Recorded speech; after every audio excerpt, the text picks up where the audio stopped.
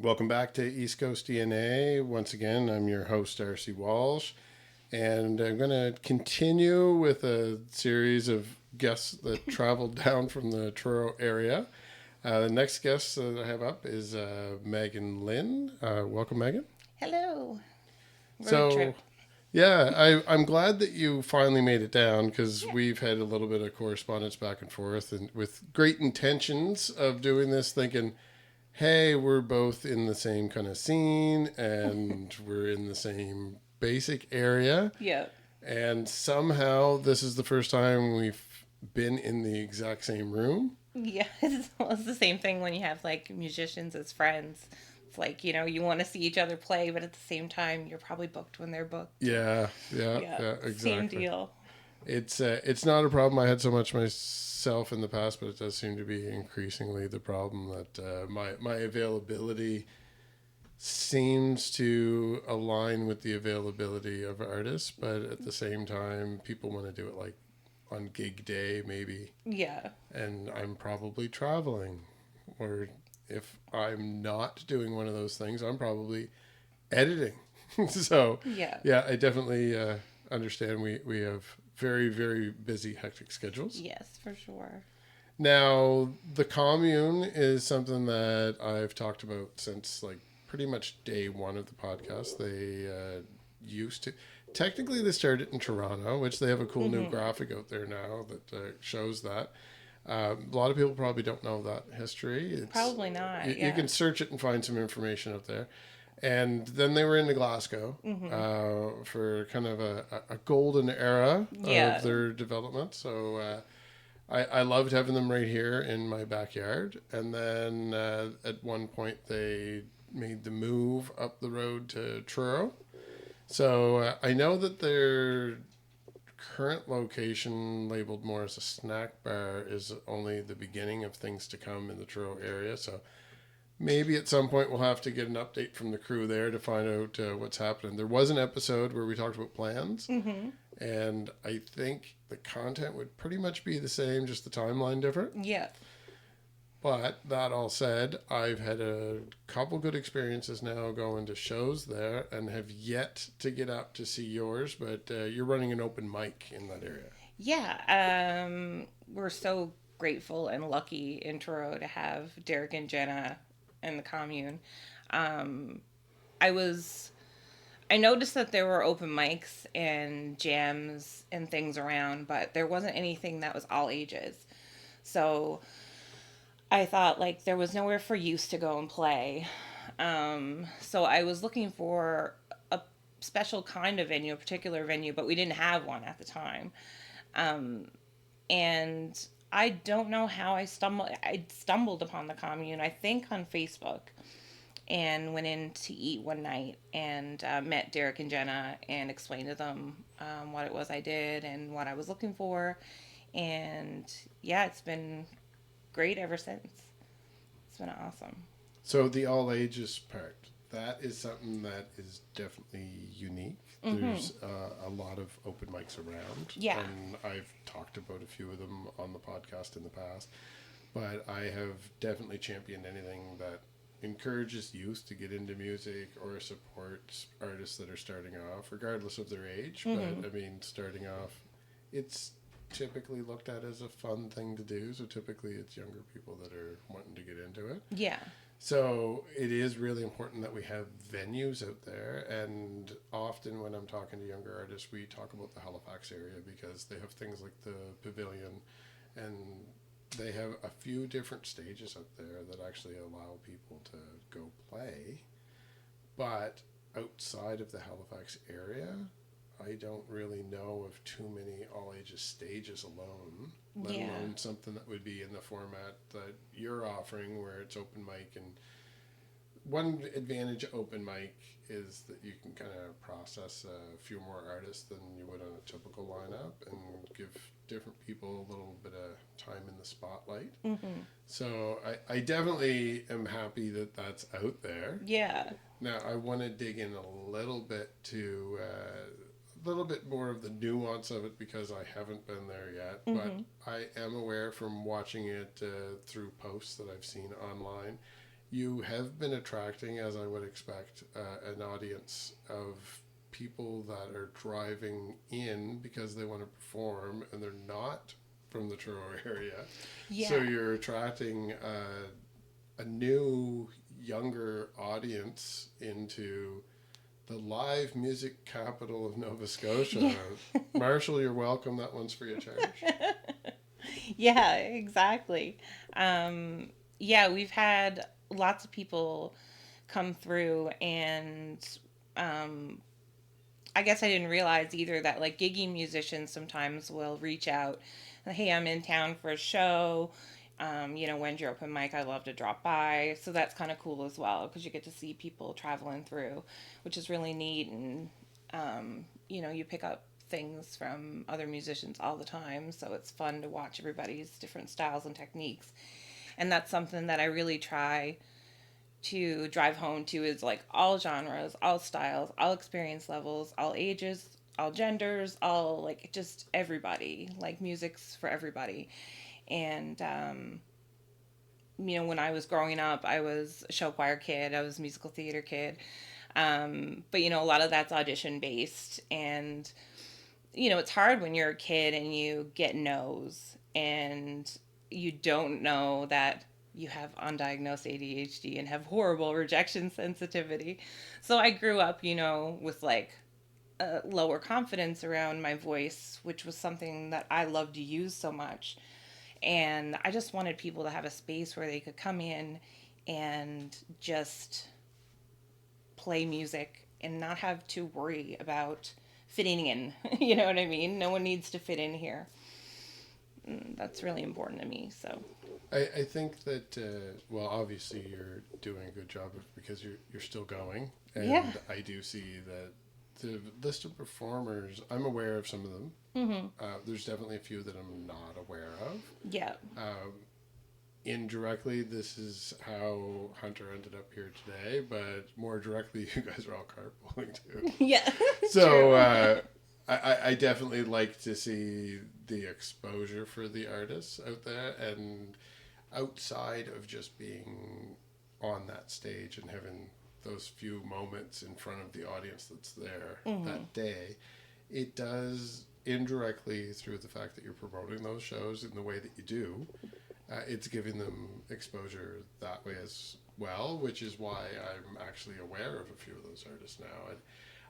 I gave credit many years ago when I was kind of getting started to Martin Hickey, because I used to go through his top 30 list. Like the voting list is a lot longer than 30 songs. Yes, exactly, yeah. So I used to go through that on a regular basis and look for names I did not know. Mm-hmm. So I knew who to go out there and look for. Yeah. And these days, I've mentioned it to several people that where I've had quite a bit of volume, it's a little different where I have more people approach me, but I have not through any particular design been exposed to people through your posts. That's saying awesome. Who's coming up. Yeah. So, I mean, I don't know that you've pointedly directed anything out there to promote the artist in that way, but in an indirect way, it's giving them an extra little bit of exposure out there in the digital world. Yeah. So awesome. I definitely like what you're doing out there, and I definitely have to get up there at some point.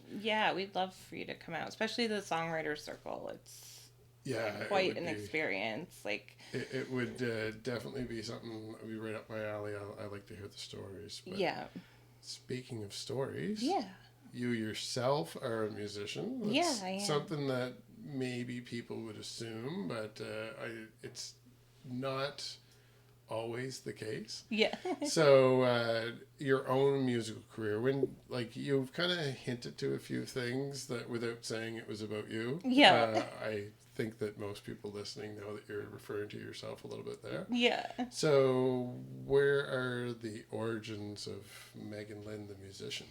Well, like I said, I was a show choir kid and musical theater growing up, and I started writing songs when I was about 12. I found a whole bunch the other day. It's cool to look back on them, 12-year-old me. But I didn't do much for a while. There was about 10 years where, I don't know, my confidence was just shot. I didn't really, there was other things going on. I started, I've been a pet groomer for 22 years. So I started my career, and music kind of took a back seat. And I had a guitar. I had it for 10 years. And I tried to play it. I tried to take lessons, and it just didn't stick. And I'm late diagnosed ADHD, and I got diagnosed, and I started treatment. And I said, like, I wonder if I could now. So I picked up the guitar, and I was able to start learning how to play it. So I've only been playing for about 3 or 4 years now, but and I also started learning the mandolin. So it's been kind of cool to go back to that passion, So. Now, we don't have to dig into this part, because I definitely want to go back into your musical path. Mm-hmm. But since we've mentioned it twice now, at least, the ADHD part, I do have a few curiosities around that one. Yeah, which apparently is like my favorite word today, is that I'm curious. So, for the ADHD piece, now, I know a lot of artists that identify that way. Mm-hmm. And outside of your own diagnosis, this is probably not something that... I'm sure some of my younger fans are going to cringe in the way that I even speak about this. But, like, for the most part, if someone says that I have ADHD, I don't think so. Mm-hmm. I mean, I definitely am showing signs of it. I see where it comes from. I've never tried to get diagnosed. Yeah. Now, as far as diagnosis, obviously anyone out there that's self-identifying, you should see a trained professional so that you're actually making sure that that is what it is that you're talking about. Mm-hmm. But now, from my perspective, I need to be educated here. Okay. And I do tend to do this with a few people on some topics where I don't really know what I'm talking about. Yeah. So you sound like you do.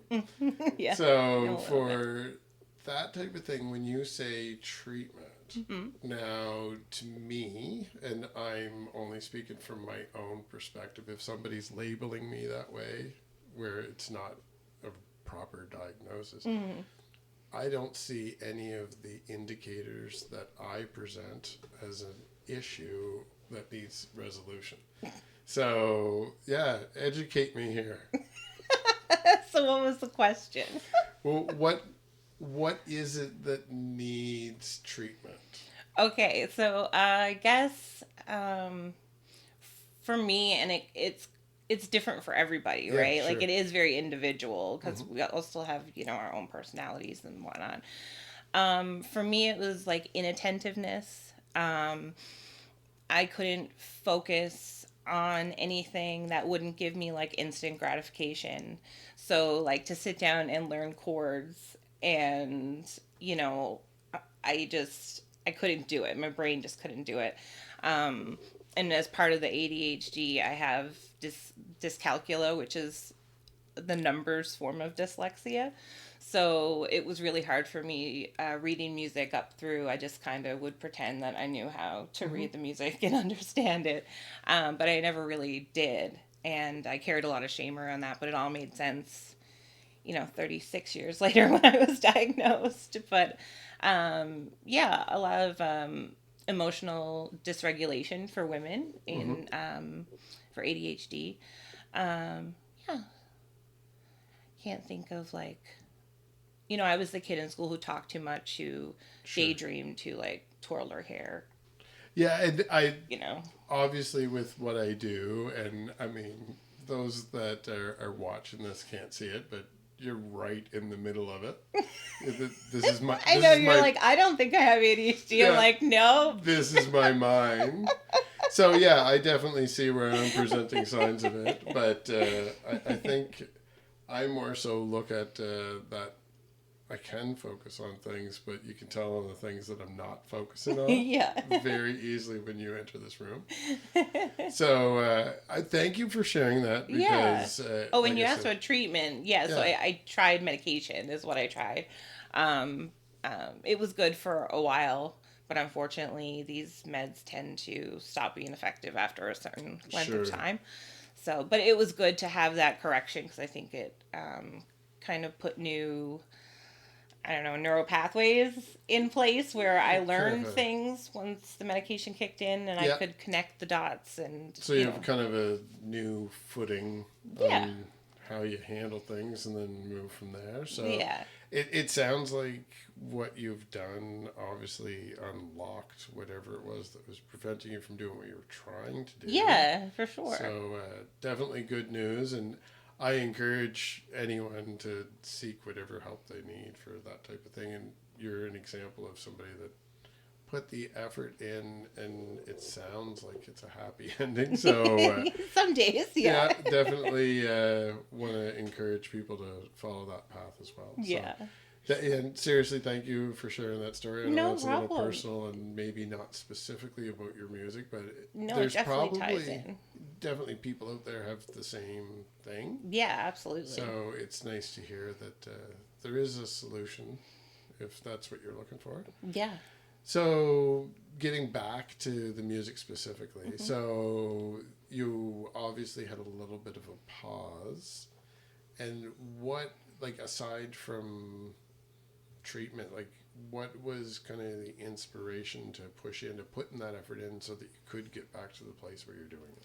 I actually met my current partner, and he's a musician as well. Mm-hmm. He has a great voice. He plays guitar. He writes poetry and songs as well. And the whole group that we hung around with would bring guitars and jam pretty much every weekend night, and yeah, it just lit a fire, lit that fire under me again. So I'm really grateful for that for sure. It's nice that you have, like, the touching personal journey. And then you have like a little love story kind of mixed in there. Like your journey is pretty good. I'm enjoying this. Thanks. So for the future, Yeah. you're obviously keeping the open mic going because Yeah. I can tell that's a passion and that you enjoy, like I do, supporting people that are looking for a platform that want to. Probably what it is we both are trying to help people do what we wanted to do, and we wanted help when we were doing it. Absolutely. Yes. So I definitely think we're kindred spirits in that way. Yeah, for sure. So your own personal music will definitely encourage people to go to your open mic. Yeah, absolutely. In the songwriter circles. Yes. We have them the second Sunday of every month. Okay. So we usually feature 4 to 5 artists each month. So we've had some great talented musicians in there. We've had Kim Doolittle and Shirley Jackson. So many. We had Ashton Jacqueline, Beth Terry. We had Big Jim Lewis. I think he's from this area. We had him in our last circle Sunday past. So, and I know we have Corey Mercer in this circle coming up in June. So, yeah, definitely come out to that. We always love to see people come out. I'm definitely hearing a few familiar names, and some of them are not people that I've even met, but I know that they're in between the two regions. Yeah. So, I mean, and for viewers that are maybe not from Nova Scotia, it's two completely different counties, but they're side by side. So, like if you're from Toronto or something, the drive's a joke. Yeah. It's distance, but you can rip up the highway at like 110. So, I mean, it's less than an hour to get between the two different regions as far as where the music scenes are in both. Yeah. So, I am wondering for your own music, recording wise, and performing outside of hosting. So, what do you have coming up in the foreseeable future? Right now, I am working on recording I'm doing some recording with John Murphy of Simple Productions. He's in Lower Sackville, I believe. And I'm working with him and laying down a track, so I'm hoping to have that out hopefully June, July. It was supposed to be out before that, but it was a long winter. And yeah, other than that, I don't have too much coming up besides, the circles, and I'm busy hosting. I do trivia as well sometimes at other venues. So yeah, it's a busy summer. It's looking like so. I'm starting to realize I have overlaps in my own summer schedule. A lot of festivals coming up, and a series coming up in Trenton that I'll definitely be talking about, where I'll be hosting. So I might want to actually get some tips from you. Oh yeah, that's awesome. We have a few mutual friends that will be performing at that as well. So awesome. I'll definitely be pitching that through this platform as well. So stay tuned for the Pictou County locals. Now, if people want to follow you online, I know that we've mentioned the commune. Yeah. But what about following you specifically? I'm at Meghan Lynn Music on Instagram and Facebook. So you can follow me on either. Or both. So I do want to see if I can squeeze a performance out of you too, just to kind of... Today? Yeah, see if we can get something out of you. If we don't have time here, I think I'm going to follow you to the open mic with our friend Corey Mercer. Yes. So quick shout out to Corey there, and yeah, we'll definitely have to squeeze something in here. So anyone watching it, I definitely want you to stick around. But just before I let you go, I do want to kind of pick your brain for a minute about this theory that I have. And you alluded to it a little bit on the way in, and you sounded like you were joking a little bit. Okay. But I think that was just a little bit of cover. I think that there's actually something quite malicious afoot here. I just got back from St. John's, Newfoundland. Yeah. And now, as normal, when you're in the region, that's going to be the population that's at the event. So I had deep exposure to Newfoundland this past week, and the performances were wonderful. I met a lot of people from the area.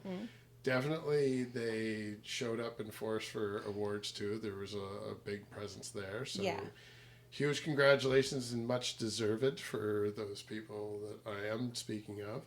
I have a bunch of new friends that I want to feature on this show that it would definitely be a good fit for what you've been doing. Yeah. But we did give a quick shout out to Marshall earlier. Marshall's been featured in an earlier episode with all the work that he's been doing in the Truro area. Yeah. And we're talking about the work that you've been doing in the Truro area, but you're both from Newfoundland. Yeah. So, like, what's going on? You guys, is this a plan? And then we have Beth Terry, who's also from Newfoundland. Yes. And we have Alicia from Truro Buzz, who's also from Newfoundland. And Kelly McMichael is currently on a tour through the region as well. Yeah. So I'm starting to get a little intimidated. Yeah, it sounds like maybe this has been a methodical plan, and I've just uncovered it. It may be too late. Right. So I definitely a quick shout out to my new Newfoundland friends. That you're my friends. I mean no harm. If you want me to promote you, just let me know. But I do want to ask. We managed to keep you and Marshall in Truro. And I did give a shout out that it's the live music capital of Nova Scotia. Yeah. But what kept you in Nova Scotia? Boys. I love it.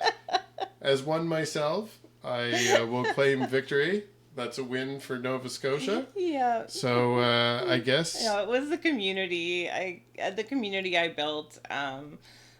specifically in Truro. I didn't move directly to Truro when I moved here originally. I moved to Brookfield, which is pretty close, but I started doing some shows with Beth Terry and some of her productions, and I just started building, this community of people that really uplifted you, and they were, all interested in the same things I was. So, I mean, obviously, yes, I'm here because I love my partner, but also there are obviously other aspects. You came for the partner and stayed for the Bridget? I love it. I love it. That's it. You know what? If I remember, that's the name of this episode. That's what I'm going to make a shirt. I definitely want to thank you again, because I do know that you took the journey down, and I easily could have went the same distance in the other direction. Yes. So thank you for joining me in the apartment studio. No problem. Thanks for having me. Got the nice comfy couch today too. So I think I might be keeping it. It seems like this is working out pretty good. But yeah, it's pretty good. I'm going to try to squeeze in one more little chat before we get a move on today. Yeah, and definitely want people to stick around for a little bit of a taste of what you're out there delivering as well. Mm-hmm. And I think we're probably going to have you come back on in the future. So maybe the next one I'll record from the commune. Yeah, that'd be awesome. All right, let's make a plan. Okay, sounds good. All right, thanks again. Thank you.